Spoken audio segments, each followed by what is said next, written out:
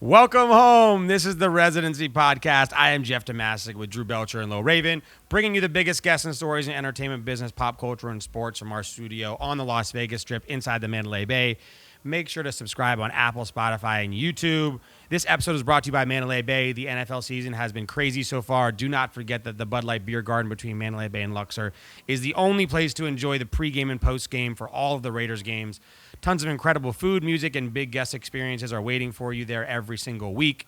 But if college football is more up your alley, then the Vegas Bowl will be played at Allegiant Stadium for the first time ever with a Pac-12 and Big Ten team facing off against each other. The Vegas Bowl has been so small over the years, and now it's like a huge bowl. I love it. Best name, too, Vegas Bowl. The Vegas Bowl. I love it. That's actually huge for the city.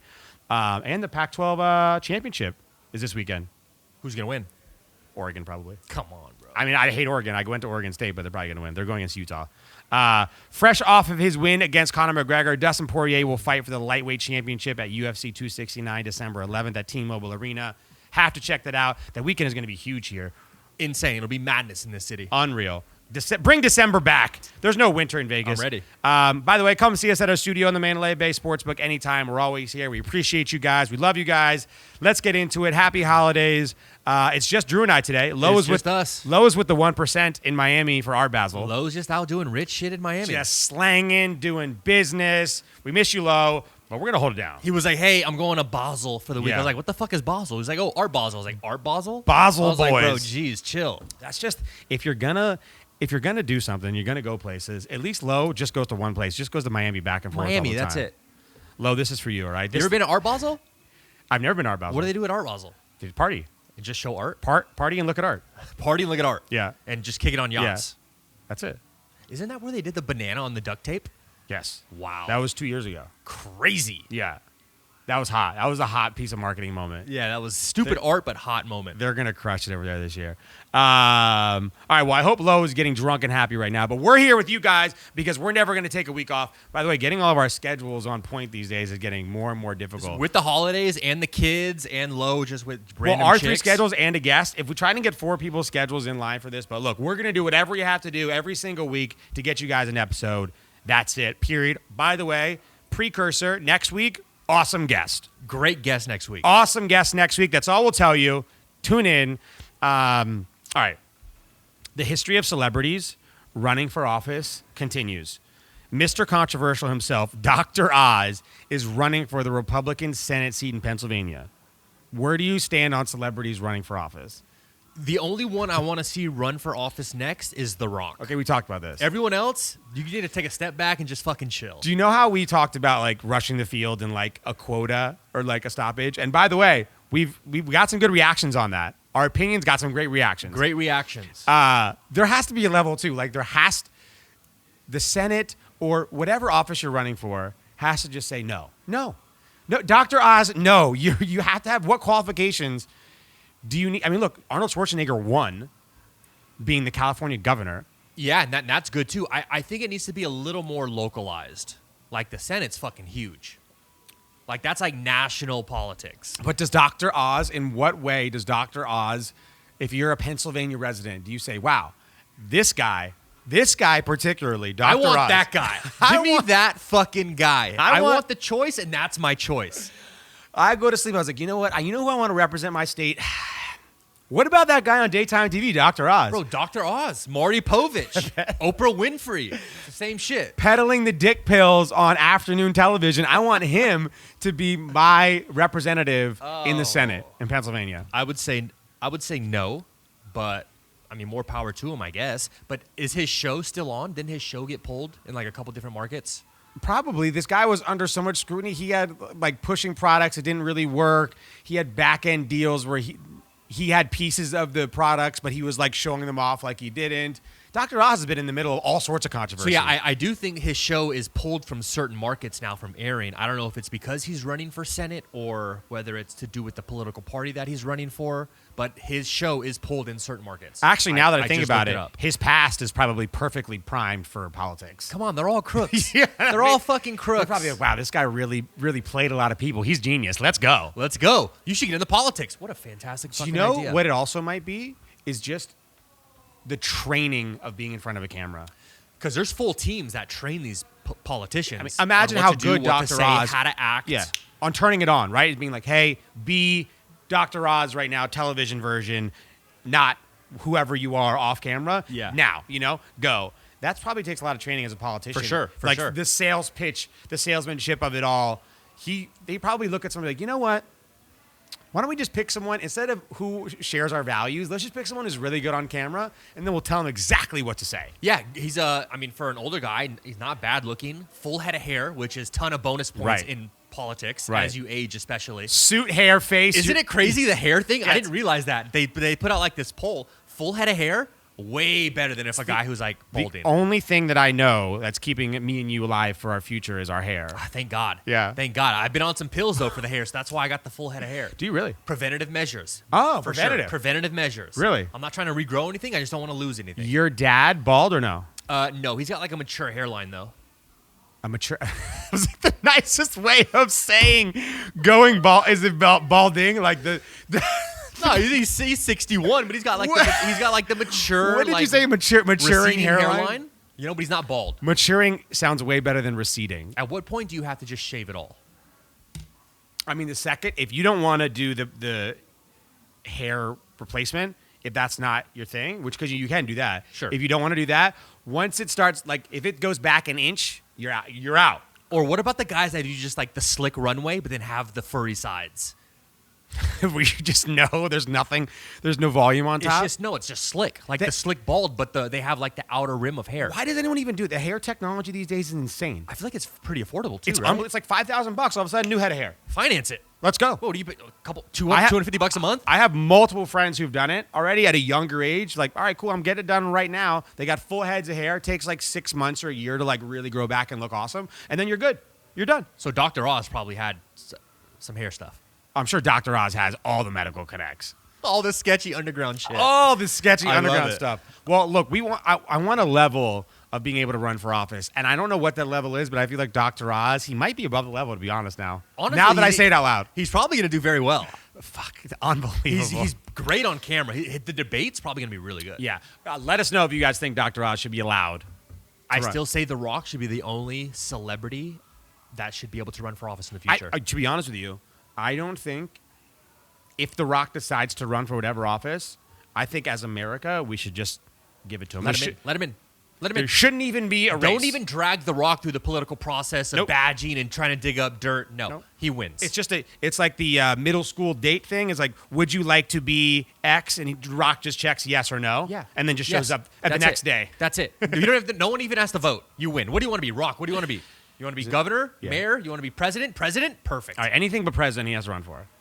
But what has The Rock done poorly? Nothing. XFL? We don't even know yet. Remains to be seen. By the way, if The Rock brings back the XFL, there's nothing this man can't do. What if it just crushes it? There's nothing this man can't do. What if it just absolutely fucking crushes it?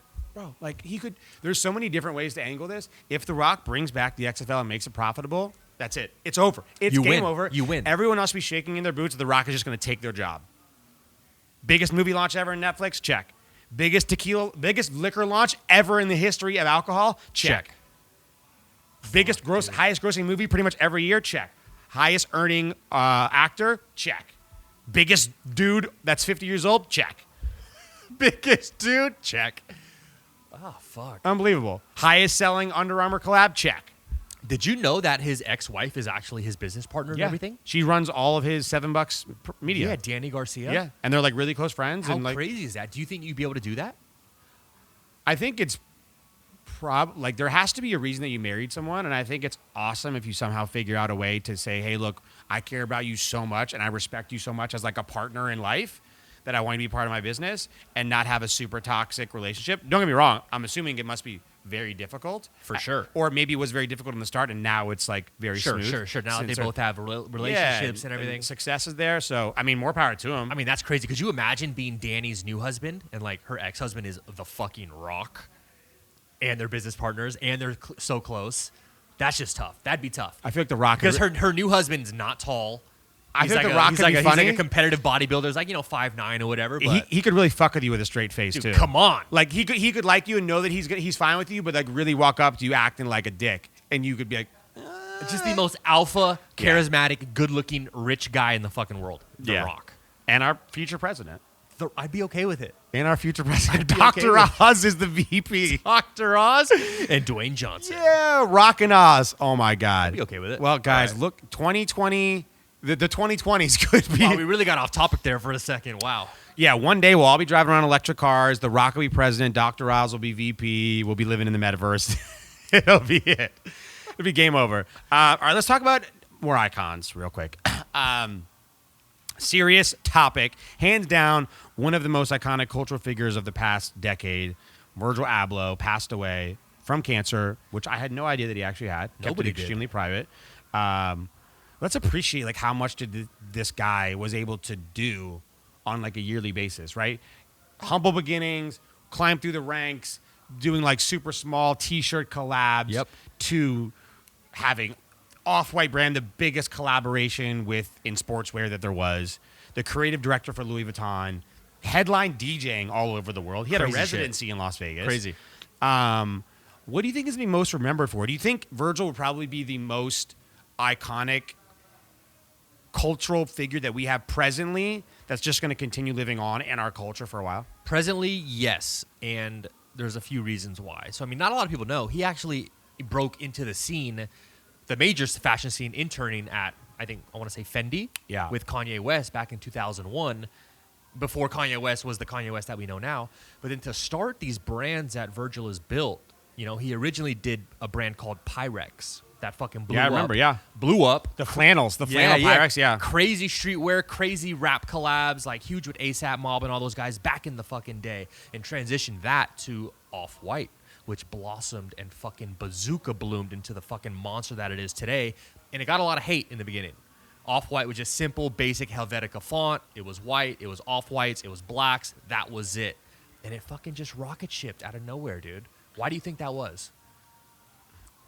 To be honest with you, sometimes it's just like there's the embodiment of a person and like this idea that something's like there but a bit different in their perspective on it. And I think once Virgil kept growing, the collaboration just became more and more sought after. Yeah. And then it just became this, all right, let's take an already, like all of his Nike collabs, an already amazing product that they have that everyone loves, and make it just on steroids. And then when he got the Louis Vuitton job, which that was like groundbreaking. 2 years ago, right? Yeah, 2 years ago. Creative director of Louis Vuitton. That was like game changing, right? That was when you enter into a space that's for like the 1% of the 1% of the 1% of the fashion world. And he was also transcending music, transcending like culture, transcending from house music, because he was so heavily involved in hip hop culture, but his DJ sets were all deep house music, etc. Like how he played in so many different industries and so relevant to so many different people was second to none that I've ever seen. Like, how did he have time to do all that? It's pretty cool because you can bounce around and touch shoulders with the super fashionistas in the fashion world in Paris and Milan and everything, but also touch shoulders with the super street motherfuckers in New York, in LA, and get respect of both. It's crazy to sit at that table and have a seat at both of those tables in both of those genres, both of those industries, and excel in both. You know, was the coolest thing about OffWhite as well was outside of Supreme, it was like the first brand that OffWhite could really do any product. Anything. Didn't even matter. Any product, and it would go berserk. Just like they Supreme, put zip ties on fucking shoes. Anything. But yeah, he did that OffWhite IKEA rug collab, and like you couldn't get it reselling for tens of thousands of dollars, and it just said rug on it or something. Rug. And like just the embodiment of it. Like I remember Moet did a collab with Virgil for champagne. And I have one of the limited bottles, and they're like worth so much money now. And like that was like what OffWhite or what Supreme did, where they could put Supreme on anything, and it just went in all their collabs that they did. Yeah, OffWhite was the first real other brand to be able to. Don't get me wrong, there's a lot of amazing collabs out there, but he could just put it on stuff that didn't make any sense and it didn't matter. It's such a sad thing to hear of someone who was like just such a creative genius and so iconic that just was sick. It makes you really realize that no one's immune to anything. Like, you know, it doesn't matter what you are, what you've accomplished. Like, there's things that are bigger than all of us. But also the fact that he did it privately. Yeah. Like, he didn't tell anybody. I'm sure maybe a few close friends and confidants maybe knew or had an idea. For such a public person in so many different ways. Dude, nobody knew. And I don't even think he hit his peak yet. I think Virgil is still climbing that ladder of success and different industries and being the fashion blooming that he is. I don't think he hit his peak. There's no telling what he could have done. It's such a shame when you hear of anyone like this who is, well, it's such a shame for anybody, but for someone who had such an impact across so many different industries and was just one of the coolest people. I never got a chance to meet him. I wish I had. But I think now we'll see how all of the collaborators that he worked with, how his stuff really lives on in general. What's the next phase of like the Virgil Abloh estate, right? Yeah, like how does it get split up now? Who runs it? How does it get divvied up? Well, who takes it from here? You know what's more interesting is that I wonder, he obviously knew this was coming. Oh, sure. I wonder what he has in store for us across all of his creative genius that's just coming, that we don't even know, that's in the pipeline of stuff that he's going to give us essentially from the grave, which I think is going to be unbelievable because he knew, right? This was the foresight that he has, is he's probably working on things that are going to come out in 6 months to a year in whatever capacity. That's just going to be iconic, even more iconic because it's going to come out after he passed away, which is super sad. But I bet you there are things. Well, they just had the Louis Vuitton show yesterday. Yeah, but that was a pretty close tie. I'm saying like down the road, he's probably thought about it, like, hey, I need to plan forward. Here's what I'm envisioning. Because he was calling things that were. He's one of the few people that could make things a trend. Like he was who told everyone what was cool. Yeah, for sure. He's the one that brought baggy jeans back a year ago. All of it, right? It doesn't matter whatever he did was like, oh, that's cool now. That's what we're doing now. That's cool now. And untied shoes. That's cool now. We're walking around with untied shoes. What a legend. Absolute legend. Super sad, but incredibly impressive what he was able to accomplish when he was here. Unreal. But you're right. He had some foresight into this, and he knew. So I'm assuming he's probably got some cool, incredible videos that he's talking, and like through this whole process that he'll release at future shows. I hope he pulled a Kanye and really filmed a lot of his life, because I would love to see what it was like, his life behind the scenes. Was he like overstressed, or did he love how busy he was and how he accomplished? I mean, he did like. Each little piece of what he did is what a lot of people could dream of doing one of those things. Sure. And that could be their stamp of success for the rest of their lives. And he did like 5 or 6 of them simultaneously. And numerous successful clothing brands. That's what I'm saying. I mean, usually you start one, it that's fails. Start another one, it kind of takes off but flops. All of his have fucking been successful. Unreal. Absolutely unreal. Shout out to him. We'll see. All right, Icon talk continues. Jack Dorsey. Oh. The bearded legend. I'm a fan. I like Jack. Love Jack. With the nose ring and the Everything. beard, I fucking love Jack. Have you ever read his like routine? He's like a crazy like regimented person. Like daily routine? Yeah, like 4 a.m. ice bath, like all sorts of crazy shit. Jack Dorsey has a wild routine. He doesn't have kids, does he? No. Oh, that's why. I don't think so. Yeah, that's why. Jack, even if he did, he has $1 zillion to help him buy him some time. Get the fuck out of here. Jack Dorsey stepped down as CEO of Twitter. I know. Which is making everyone wonder what he has up his sleeve for the future, seeing how his Twitter bio right now just says one word: Bitcoin. Bitcoin, baby. That's it. What part of our lives do you think he's going to take over somehow? He still has Square. Yep. Square recently bought Tidal. Yep. So he's still doing all that. Obviously, his passion is digital currency. We know he's going to be in that space. But what part of our lives do you think he's going to take over somehow? This guy is a genius. Oh, beyond. Genius is not even the word. I think he's more of a genius than even Mark Zuckerberg, dare I say it. You think so? I think so. I think so for sure. You think Mark Zuckerberg is just better at building a huge company, and Jack Dorsey's just better at ideas? He built Twitter and Square. That's fucking ridiculous. It's crazy. Both insane billion, because Mark Zuckerberg built Facebook and companies. bought everything else. This guy built Square and Twitter. I would say he stole Facebook, but sure. Bought it at it. Yeah. I mean, I would say he stole Facebook. He didn't build Facebook. Sorry, Winklevoss. I would say he's to Winklevi. Who are also trying to get heavy deep in the metaverse now too. Yeah, they own half of it pretty much. What do you think he's got next? It's got to be something with the metaverse. I would say something with the metaverse or something with digital currency coming even more off the grid, out of like the national exchanges like the Coinbases, and moving into more accessible cold wallet storage. That's like my crazy forethought. Yeah, I think it's going to be something with Bitcoin, obviously. Something with maybe accepting and transferring payments, making it a little more accessible. I think it's where Square and digital currencies collide. Yeah. And he somehow owns like he'll probably create some type of decentralized banking system with Square and how they trade music, or how music can get paid for through Tidal with cryptocurrency, or all like something in that realm is where he's going to be. And by the way, Jack Dorsey wakes up at 5 every morning. He dedicates the first few hours of his day to personal care, which includes a 60-minute meditation, a 6-mile jog, and an ice bath to shock a system into action. And he's extremely dedicated to making this daily routine. Holy shit. What's your daily routine? Not that.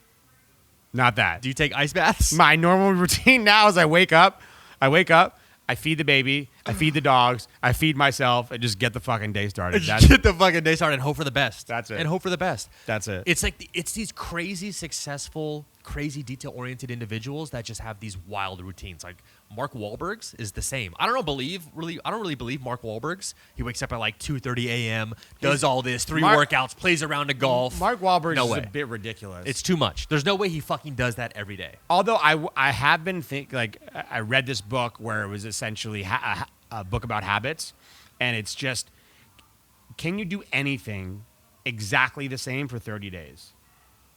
And it was interesting, and I thought to myself, like, not change this, not sacrifice it one day because of that. Just do something for 30 days straight, no matter what it is, right? Like, let's say it's a meditation. Let's say it's a 5-minute meditation every day. There's like a reason every day to skip something, and that it just takes so long for you to make it a habit. And it's interesting to someone like this who's just so like dedicated and successful. Like, I hate to be successful, you have to wake up at 4 a.m. and run 7 miles, and you know what I mean, and take an ice bath and shotgun a thing of coffee or whatever. Make yourself a green juice with lettuce that you picked from your garden or whatever. I hate that side because I don't believe it. The Gary Vee mentality. But Gary Vee just like, he just does whatever he wants. The Jack Dorseys of the world are like the really crazy regimented people who have to have a certain way, but it fucking works. It makes you kind of think like, damn it, should I try it? Should I be taking an ice bath at 4 a.m. every day? Sounds awful. Sounds fucking horrible, Sounds dude. awful. But you know what? Maybe Jack is onto something. This guy's on another level. It scares you when someone that iconic, not even a big company CEO steps down, but an iconic person like that steps down from their baby that they began. Yeah. It's like, what does this guy have? What does he know that's about to come down the pipeline? You know what's also interesting is like these crazy, super wealthy individuals. I'm talking billionaires, not even like millionaires. I'm talking the Jack Dorseys of the world, right? What they're getting into now is like trying to buy time back with all these crazy gene therapies, like the gene splicings, all these crazy injections, like these weird skincare regimens. They're trying to like set the clock back and buy time to hopefully kind of live longer and stop the aging process. And that shit's not cheap. I think, I mean, look, if I was rich enough and successful enough and I had put a decade into whatever project that I was mostly known for, like Twitter, right, which launched in 2006? Yeah. So more than 15 years. And I wanted to focus on whatever the future was, or if I'm Elon Musk going to fucking space, or if I'm trying to like make sure I could cryogenically freeze my body. Fuck yeah. What else am I going to spend my time on? I want to live forever. I want to change the world. I want to do like, when you're that age and you've done everything and you've been that rich for that long, you've bought every yacht, you've gone to every island, you've met every celebrity, you've traveled the world, you fly private, you do all the things that most people want their entire lives. Now you're just strictly there to work on yourself, your legacy, and things that will change the world forever. And once you're super rich like that, you're just not rich. You get richer and richer. Yeah, your money just makes money for you. Money is money and money. You're essentially just getting money to fund whatever passion project that you have the ability to do. Like, their brains don't work like our brains. Unfortunately, no. Like, I wish I had a Jack Dorsey, Elon Musk brain. I just fucking don't. Maybe you should get a nose ring. Dude, I'll do it. A Jack Dorsey nose ring. I'll do it. I'll do the nose ring if you do the ice baths every day. Every day for 90 days. Maybe. Jack Dorsey's the man. Look, there's no way around it. I'm a huge fan of Jack, yeah. Cool dude. He's hanging out with Jay-Z and Tidal and on yachts and like doing all sorts of wild stuff. So shout out to Jack. Could you imagine being like Jack Dorsey or Mark Zuckerberg or Evan Spiegel from Snapchat? Just like, dude. Or the Bezoses? Insane amounts of money. Not even Jeff Bezos because he's a little older. But like Evan Spiegel's young. Jack Dorsey's old now. Jack's in his fucking early 40s. Jeff Bezos is what, 51? Is he really only 51? He looks horrible. Nobody told me he looks great. He Jeff looks like Bezos? Yeah, he looks like Jack now. Nah, Jeff Bezos is whack. Elon's still young. 57. Yeah, he's fucking pretty much 60. That's kind of old. All right. Anyway, Evan Spiegel, Mark Zuckerberg, these guys are so Jack Dorsey's young, 45, dude. yeah. Could you imagine just being that young, that rich, and that powerful? No. To be Right? honest, I mean, want to come give on. a quick answer to you, but no. I'm fairly fine Yeah, things money-wise. You're fine money-wise. Things are going great. I'm hood rich, but I'm not like You can't rich. Yeah, it's tough to compare yourself to someone like that. But it's actually just, to be honest with you, it's fun to watch people like those collective geniuses just come up with, like they'll pitch an idea and you'll be like, oh my god, they think 5 years ahead of my time. I just can't even wrap my brain around it. You know, it's unreal. Speaking of that, one of our topic that Drew and I argue about all the time. Don't fucking start. Don't even. So here we go, guys. Oh god. Digital real I estate fucking knew it. in the metaverse has gone berserk, selling for millions of dollars. We should have taken our own advice a year ago. I know. When we were joking about Because this. we're fucking pussies. Has your stance changed? Because this is now coming to a point where, from what I've read and what I've heard, and I've been listening to a lot of people, is essentially that if you looked at social media 10 years ago, when it was first beginning, 12, 15 years ago, and thought about how important, thought it would be as important as it is to us today, you would have kind of laughed. At that point, it was just a place to post things or post a picture or two, and that was Your it. food, yeah. Talk to your friends. Yeah. Think about the original Facebook days, which is kind of like where we're at right now with the metaverse. The analogy is that in 10 years, our kids, my daughter, your son, their life in the metaverse is going to be equally as important as our lives became on social media.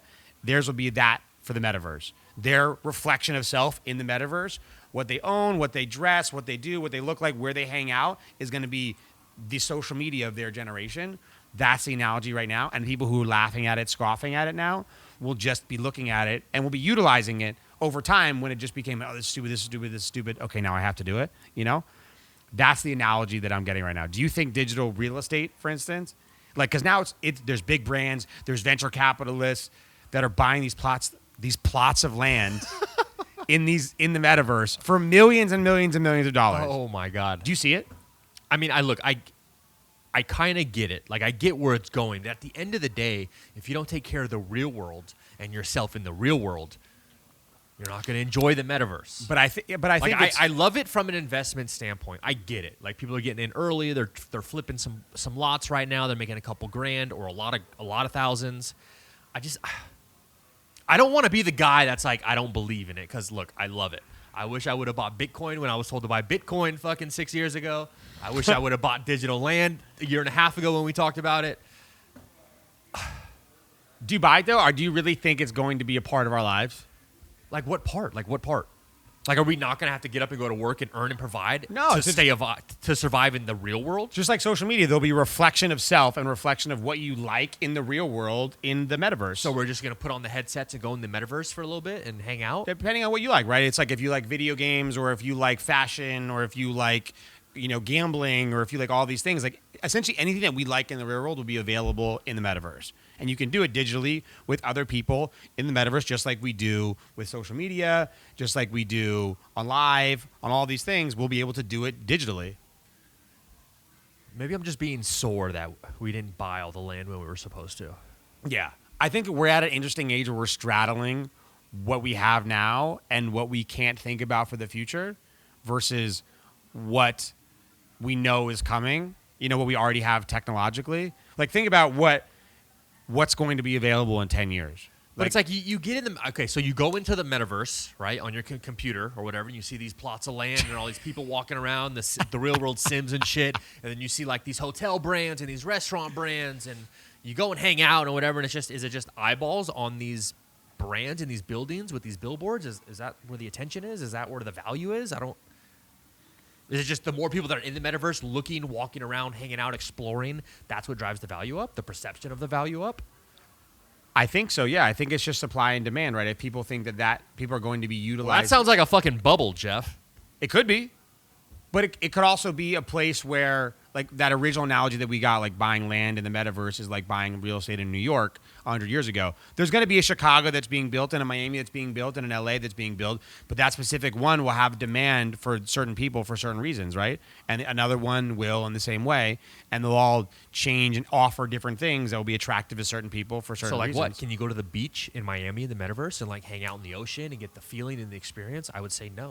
I think that we don't even know what's possible, and it was, like essentially the virtual reality of it all and the augmented reality of it all is going to blow our fucking brains off. It probably is. Because we're also, me and you specifically, are not like huge gamers. I don't play any video games. But now what's available to do in the games, people are obsessing over. Think about this. It's a multi-billion-dollar industry of people watching people play video games.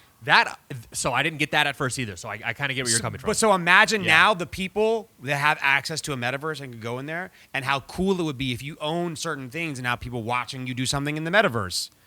People watching you do an activity in the metaverse. They just announced that New York Fashion Week is going to have their normal Fashion Week, but also have a metaverse Fashion Week that you can only access through certain things.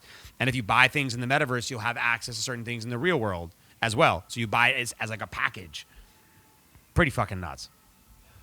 I'm all in looking at it now. Look, honestly, I'm all in looking at it. What do they call it? They're calling it Web 3.0 essentially. I mean, I like it. I respect where it's going and where it can potentially go. I think you're just so into food, you just realize that you can't physically eat anything in the metaverse, or you're fucking over it. Like you're so into your business and your world is actually physically eating things. So you're like, why? If you can't physically eat a burger in the metaverse, what's the point? Or smell a burger, or maybe you can. Maybe something can happen. Like, can you have those real relationships in the metaverse? The touch, the feel, the smell. I don't know. Like, what's up with the fucking yacht that just sold in the metaverse? $650 million or $650,000. $650,000. A fake boat in fake water in a fake world. One of one though, limited edition. I don't give a fuck what it is, Jeff. One of one. Here, put this in the metaverse. This bottle of water, it's one of one. Maybe it's if that's the only thing of water in the metaverse, it's super valuable. Stop the madness and like the whole like Bored Ape shit. Like, come on, it's just getting too much now. I think it's like, I see it as anything that anybody wants. Like I always found this. Everyone always asked me when I first moved to Vegas about like when we met like rich customers who would come do bottle service, and like who are they? Like who are these people that would spend $15,000 at a table? And I was like, the thing I learned most about in being in Las Vegas over time is that I've met a lot of rich people in a lot of different spectrums of rich, right? Little rich, a ton rich, and everything in between. And everyone values their money totally different. I met guys worth $1 billion that wouldn't spend a red cent in a nightclub, but they'll gamble $50,000 a hand. And I met other guys who wouldn't gamble $1, but will spend $50,000 at a nightclub. They don't want the risk, they don't see the value, but they see the value in the experience. I've met guys that'll spend $250,000 on a watch. I'll spend another guy that wears an Apple Watch, but he'll spend $250,000 on a car. And another guy who's in like New Balances that cost $30 and jeans that's worth $200 million. And I'll see another guy who's in a $5,000 Xenia suit who values fashion. I think everyone just has a value of money that's different and understands like the appreciation for it, right? It's like if you walk by like I think Art Basel being this weekend, right? A Jackson Pollock, right? People have always like judged his paintings because they're just splatters of paint. Of fucking diarrhea. They're $20 million splatters of paint, but they have value, and because there's a limited supply of them, they have value as well. And because other people are buying them, they increase value. And there's no real. The funny thing about this situation is that most of it is selling peer to peer. It sells once, and the rest is just selling to each other.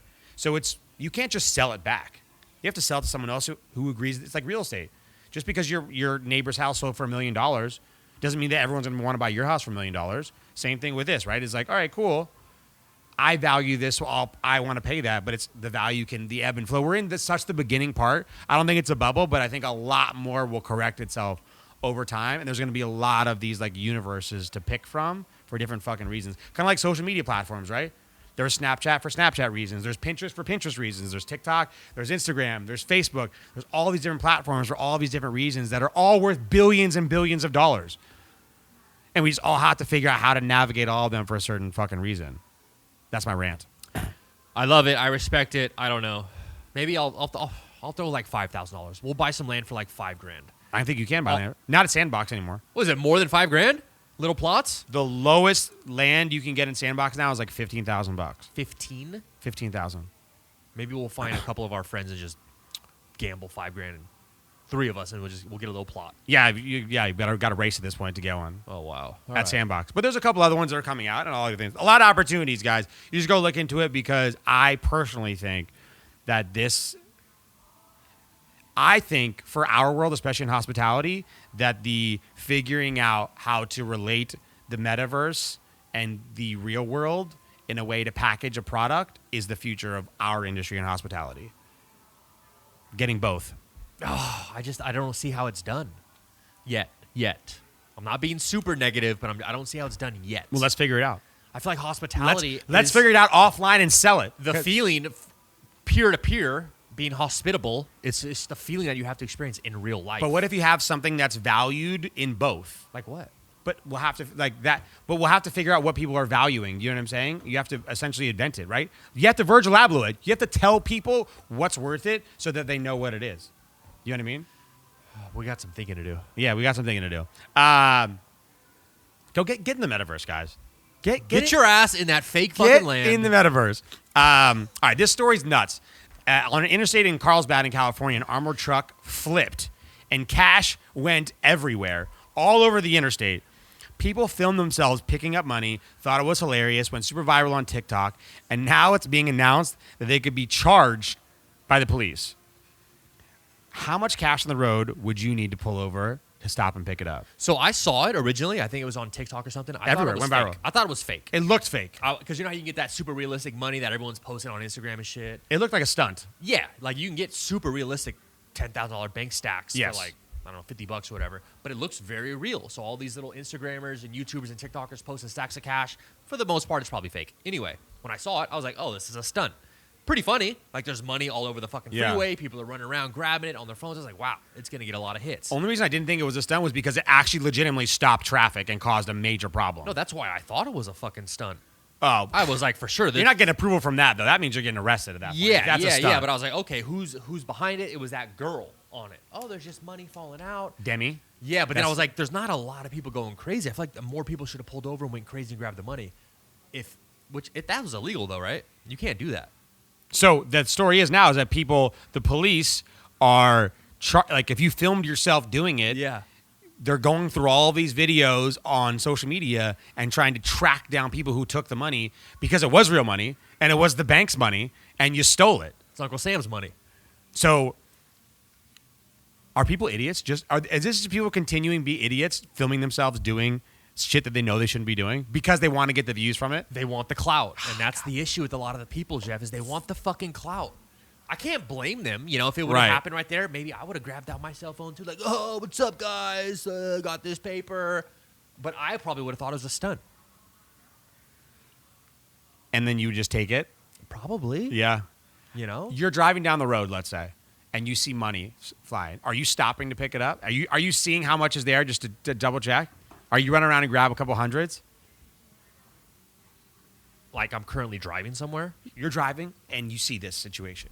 You see money on the ground and people pulled over. How much money? Like bags and bags? Like Fast and Furious 5 type shit? In Brazil where they get the safes? I'm not going to lie. If I see money just floating around, I feel like I would stop to check it out and probably see what's going on. Yeah, 100%. Who wouldn't? I mean, the traffic was already backed up. Like, you can't just zoom by. To be honest, I actually don't feel that they're stupid because in the moment, with how insane that would be, because that's never happened in my entire life before, I probably might have filmed it too. Yeah, like I'm telling you, I probably would have grabbed my phone and fucking filmed it. But can they prove that those people actually took the money from that location? I'm sure people are dumb enough to like film the entire process. Like, here's all these $100 bills. Look at me also getting into my car. We're out. Did it show anybody with like how much they actually got away with? I'm sure people. Maybe because on the video that I saw, it was only a person like grabbing like a bill, like very slow. Like I would have like supermarket sweepstaked it and fucking grabbed a ton of shit. Imagine. I probably would have went up to the fucking armored truck and started taking it out of there too. And get fucking shot in the process. To be honest with you, my take is that, once that money's out the armored truck, It's the world's. It's the world's. It's the world. This is free grab money. Yeah. How much can you grab? You can't. Are you stuffing it in your pockets, in your shirt? Are you putting it in your car and going back for more? Yeah, this is like a shitty ABC, NBC television reality show, but in real life. You know what I'm saying? Get the money. Supermarket sweepstakes. Yeah, exactly. Well, all Freeway those. sweepstakes. Like when you go in the container and they blow the money and you have to see how much you can grab in like 30 seconds. Get your money, dude. Honestly, if I see the money out there, it's mine. Now, what kind of trouble do you think they're going to get in? I don't think they get into like real trouble. I think they'll maybe have to be, if they can prove that they actually took money from that truck and left with it, which I don't think they'll be able to do. Can you imagine? Just because I grab money on a video doesn't mean I actually took that money from that location. Can you imagine the police officer that's dedicated to like tracking assholes down on social media to like go collect like $300 Come or on, something? Captain John. I'm on this fucking dumb case. I'm going after fucking Timmy Toodle 69 on TikTok. It's so bad. Trying to find $300. Yeah, hey guys, I tracked him down. I tracked down the culprit. It's some like poor like 20-year-old girl who stole like $200. By the way, dude. I love these stories are hilarious to me. I'm just happy that it's real. Yeah, I am too, and I love the fact that people just said like, screw it, power and numbers. Like, let's all just go take it. Like, imagine how much money's missing. Like, what are you gonna do? Get back like 2% of it? It's gone. I don't think you it can blew get back into any the of it. wind. Yeah. People grab some. Can you? It's just all blown into the universe.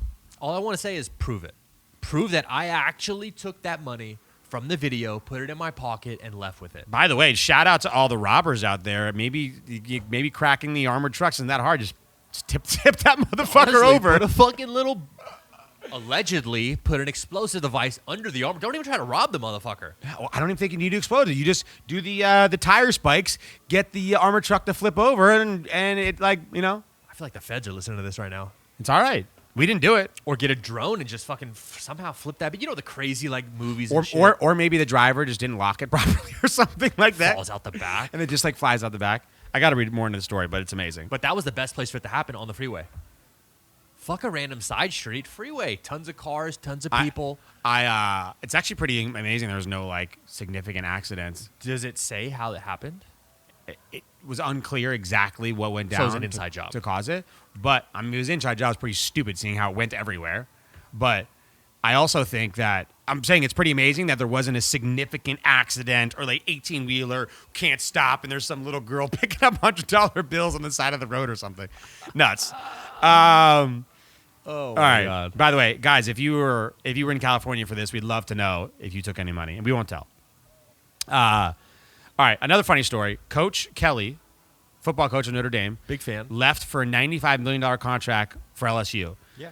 But the news broke on social media, and before he could tell his team, and he told his team via like a mass text, which of course got leaked. Yeah. And then had like a 4-minute meeting with them the next day. Essentially, he broke up with his team via text. If you get a job for $95 million and you're negotiating it, are you risking spoiling it by being a good coach and telling people early before it happens? Or are you signing the deal and what happens and you moving on? Jeff, I'm signing the fucking deal. Sayonara. Later, losers. Get fucked, little nerds. I'm out. You owe no one. I'm nothing. Out. It's a job at that point. This is how I provide for my family. This is how I pass down money to my kids, generations. Like $95 million. I'm out. I don't owe these kids shit. These kids don't owe me shit. When they go to the NFL and make millions and millions and millions, do they kick me back some shit for being their coach in college? Fuck no. They don't owe me shit. I don't owe them shit. I'm paid to do a job. I got offered a better job. I'm outro. Later, you're lucky you got 4 minutes of my time. The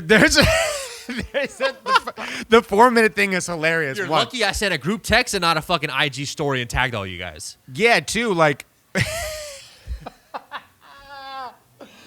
I think at some point people have to start realizing that those relationships, it's a business. It's a job. It's a business. It's a job. It's a fucking business. Outro like, later. You're coming into this situation and everyone cares about everyone. We get it at the moment in time. But trust. Look at sports now. You get traded Same with the athletes. Yeah, you get traded to professional sports all the time. You're all best friends, ride or die. You get traded to your rival. It's like, I want to kill these dudes. Yeah, you don't owe these fans, that team, that coach, that Sorry, owner, guys. shit. $95 million comes at me. Peace. Goodbye text. Peace. Mass text. I would 4 minutes, gotta go. Selfie video. I'm late. Deuces on the private jet to Louisiana. I'm late. Sorry. Later. we gone. Yeah, fuck him. I don't feel bad, to be honest with you, Coach Kelly. Shout out to you. Go get that bag. Bro, get the fucking bag. Get the Get bag. a championship while you're at it. If not, who cares? You're still paid. But I love I love the media negative pressing the So do shit I. out of it. So do I. You know what So I mean? do I. So like giving him so much shit about it because at the end of the day we feel the same. Oh my God. They're talking about it right now on the fucking big screen of the sports book. As we are talking about this topic, he's giving the live interview. Officially introduces LSU head coach on the Jumbotron. Yeah, with LSU and trying to probably talk his way back. Like, oh, but I won't do it to these kids. You know what I mean? Look, I love it. But as a coach, though, like this, the media always wants to shit on you for taking these big jobs. But at the end of the day, like, you have to know, like, you have to leave another team to get there. Like, I'm sorry, everyone feels bad and it feels slighted by it, but it is what it is. Yeah, again, these kids won't even be at that school in 2 years. It's not even the kids, it's the school, right? Like, I'm sure Notre Dame, like, feels pissed or whatever school it is that feels upset about it because they lost somebody. But look, I'm sorry. When you're How talking, upset are you? Here, the going rate is Hey, 95.1. Hey, are you $100 million upset or no? Okay, no? Bye. Bye. Bye. Get the fuck out of here. I'm Bye. out. I'll add you to the group text. You know what I mean? I'll add the chancellor to the group text. Shout out to Coach Kelly. Go get that money, dude. I Go love get it. it. I fucking love it. Anyone that Go says get it. anything different, fuck Yeah. them. Tell us what you think, guys. If you think that he crossed the line, cool. But if I not, mean, you know the kids leaked the fucking text too, obviously. obviously. Obviously. It's like, dude, come on, bro. But pissed. They would have done the same thing. A handful of them, if they even get the opportunity to play at the next level in the NFL, they would do the same thing. I mean, look, if Thru gets a $95 million podcast offer, you know he's signing that deal before, outta here. before he tells me I'm that out of here. he's Sorry, leaving. dude. Sorry. Wow. That's incredible. All right. And I don't feel bad. Fuck them. I don't Fuck feel. them. By the way, if I get a $95 million too, I mean, shit. To coach college football, shout out to the modern day, unreal. Let's talk about another money-making machine. Yeah, this episode's all about just making Mr. money. Beast. Mr. Beast recreated Squid Games, the super popular show on Netflix, with real people for a $456,000 prize. He spent over $3 million building these insane replica sets from the movie. They look just like the movie. It's unreal. $3 million he spent on a YouTube video. Yep. And got more views than the actual Squid Game did. Now, Squid Game was the highest watched show with 111 million views on Netflix. Yep. In 6 days, Mr. Beast got 134 million YouTube views. Is this foreshadowing the importance that creators have over these big, huge company projects? Like, there's just a couple people. And the big asterisk on this is that, and Mr. Beast has said this in an interview, he approached Netflix about doing a show with him and helping make bigger budget videos. And they didn't think people would buy into it. Yeah. Yeah. And he just showed them that he recreated their own show and got more views and spent less money. Get fucked. Do you think this is just a depiction that if you have, like, the viewership and you have the ideas and the wherewithal to spend money on it, you don't need the big players anymore. You have all the leverage at that point. You can do whatever you want. But there's only a few creators that could do it at that scale. Mr. Beast being, I think, the top. But Mr. Beast is his own network at this point now. It's insane. I mean, again, he launched the Mr. Beast burger nationwide overnight in 150 locations or whatever. It crushes. Ghost Kitchen God. Crushes. Yeah. No marketing. All just in-house. All him. Just self-promotion. For him to fucking put out real-life Squid Games with sets just as good as the actual show. I mean, you saw the sets, right? Yeah, look, the self-confidence in spending $3 million on a YouTube video is unreal. How much do you think he's going to make from this? I don't know, but I think for him, this is the type of press and type of, like, wildly unique opportunities where, like, if this breaks even, it just continues to separate himself and make more money on whatever he does next on all of his other videos moving forward. That's just only comes past a few times. Squid Game was such a phenomenon, and to be able to recreate it and do a YouTube video and spend the money, like you said, no one could do it besides Mr. Beast, and he did it in such a big way that even if it was a wash, let's just say, and he makes the exact same amount of money on this that he spent on it, or he even loses money, the investment in his brand is just, it's on every news site. It's on every influencer was talking. 134 million views. It's the highest non-artist YouTube video now. Growth ever. like non-music video. Like it just goes to show you that if you have the capacity to do it, and you, think about that, he did it with no network, no nothing, and put it on the internet. It's crazy to do. I mean, Baby Shark, I still think holds the title for most viewed. But it's like art. No, it's like growth, the early growth, like first week or something. Oh, got it. Yeah, by far. That's fucking crazy. I think there's going to be more creators like this, and this is obviously at an extreme scale, but I think this is the foresight for people to understand that creators can just do it themselves. They have the leverage. They can literally do whatever they want. If they want to put out a video or a music video or a song or a game or a talk show or a fucking podcast, Yeah, I think immediately successful. I think if you start having these creators understand that, or have people back them, one, or two, understand that they can invest in larger scale projects without having to share profits. Yep. And really saying, all right, cool, I want to move from vlogging or whatever, right? And giving away a $5,000 prize to spending $50,000, $100,000, $1 million on a video to make $5 million back. You mean they can start doing that. And that's when they become like the network, right? That's when it's totally different. And YouTube is just laughing all the way to the bank because they're the ones that everyone has to come to watch these. That's fucking crazy, dude. Like I think that's the next step, truly. I mean, just please, Mr. Beast, do not start a podcast. Please. Mr. Beast he can do anything he wants. Anything he wants, dude. He can do anything he wants. All right, last topic we got. We have a new enemy for Christmas. They are Grinch Bots. I fucking love this story. Grinch Bots.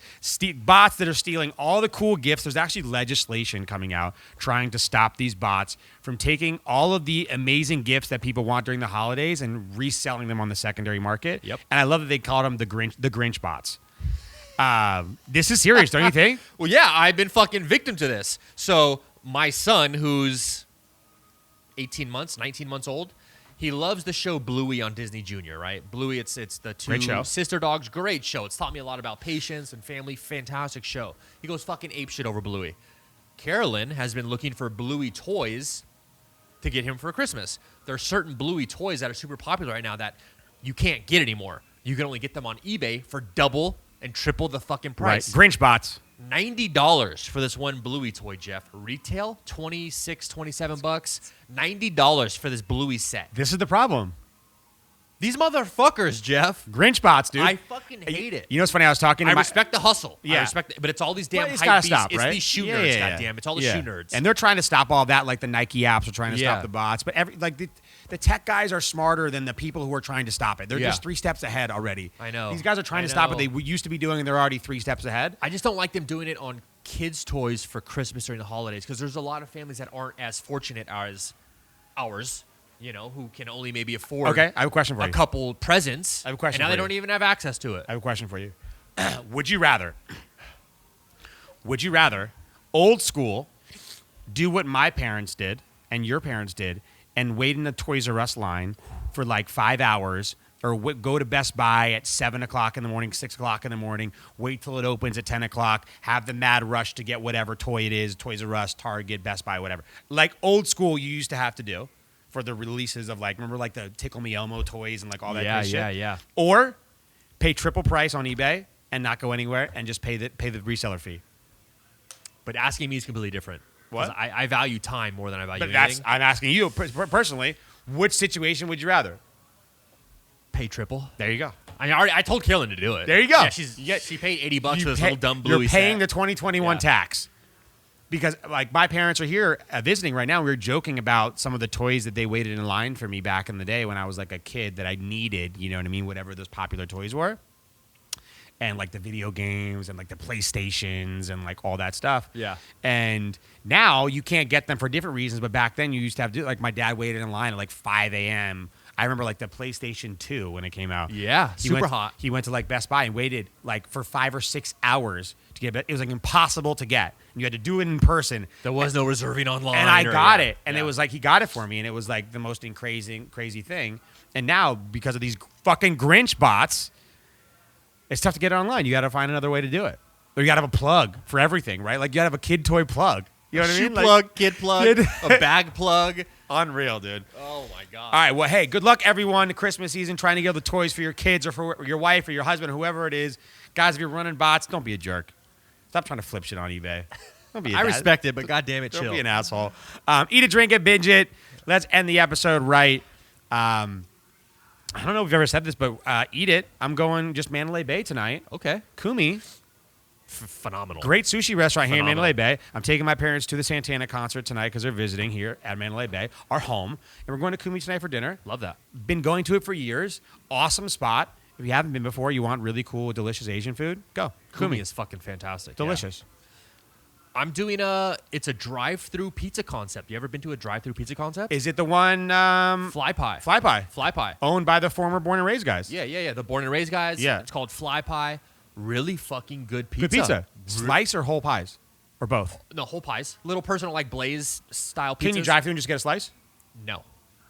See, I would like that. They're personal style pizzas, Jeff. Oh, they're personal. Yeah, they're small. Okay. Like Blaze, like Pizza Right. Rev, all that stuff. Okay. Shit. But the quality is really good. Busy? Have you seen? Is it Yeah, super busy? it was busy. But you drive through this like tunnel and they show like these cool like videos. Right. It's the creator CSI. He's also behind it. That guy. Interesting. I forgot his name. Anyway, the pizza really good. Great dough. They filter water. They have the New York water filtration system with the New York water. I don't know if that makes any difference.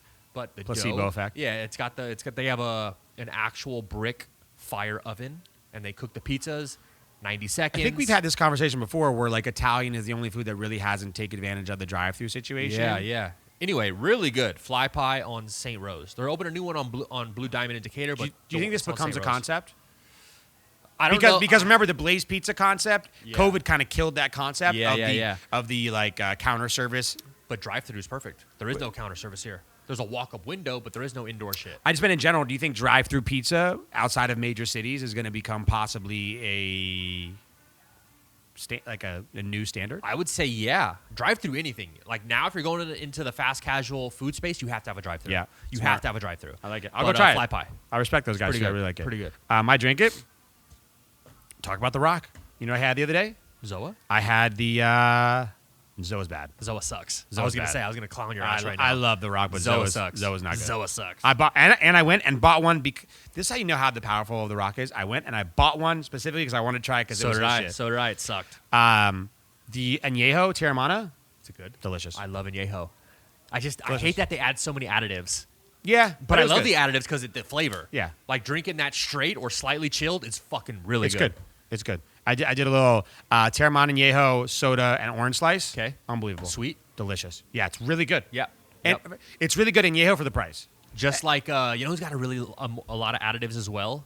But I'm not saying this would be like the first tequila that I would buy. Sure. But like if you're a Terramana fan or if you want to try it, it's actually really, and you're like, I don't know if it's going to be good. It's really good. Yeah. Like Clase Azul. Yeah. Really good because it's sweet. It's got that citrus orange Amazing. note. Very, Also very quadruple sweet. the price. Tons of additives, though. Also quadruple the price. Yeah. $200 a bottle versus 50 or 45. No, the añejo's more than that.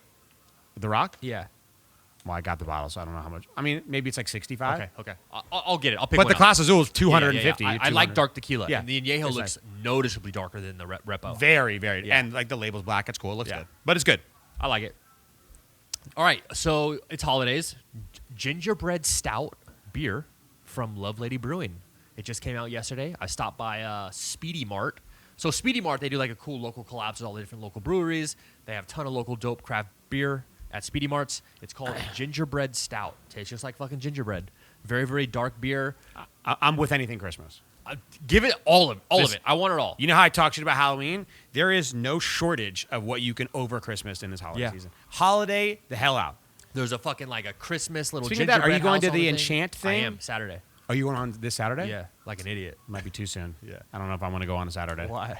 We got tickets, but I don't think we're going to go on Saturday. Yeah, we're going Saturday. That's a dangerous. And the ice skating. Sign the waivers, all that shit. That's a dangerous thing. Yeah, we'll see. My binge it, Christmas. Cheesy Christmas movies. You have to do it. There's a new one on Netflix called Love Hard. It's got like that funny Asian guy. I don't know his name. Yeah. But it's called Love Hard on Netflix. And by the way, Christmas movies are pretty much just a regular movie that happened to be in December. Yep, like Die Hard. Yeah, just that's the ultimate. But like the Christmas movies are just like a normal rom com, but like do it in December. You know. This is one of those. Super funny though. Really funny. Really really funny. Yeah. It's called Love Hard on Netflix. Like I'm just watching Christmas movies. Oh, give me the crappy Netflix ones. Give me the Do you crappy want- Hallmark. Do you want the Hallmark ones? Because Give me the- Carolyn puts on the Hallmark ones just playing in the background Let's during the go. day at the house. I want them all. I want the baker who travels back to her hometown. It's always the same story plot. Who meets the mayor's son who doesn't want to be a lawyer. No, it's always the son that works for the father's law Yeah, firm that exactly. hates working but makes all this money. I'm He's gonna back go in home. town for the holidays, Yeah. sees his high school sweetheart, they Love get it. back together, they fall in love. It's the same storyline. I love all of them. Or, Yeah. or a random girl who goes to some like European city that doesn't exist and randomly meets a prince hidden in the store. Christmas. Magic. Snow. All right, what are you binging?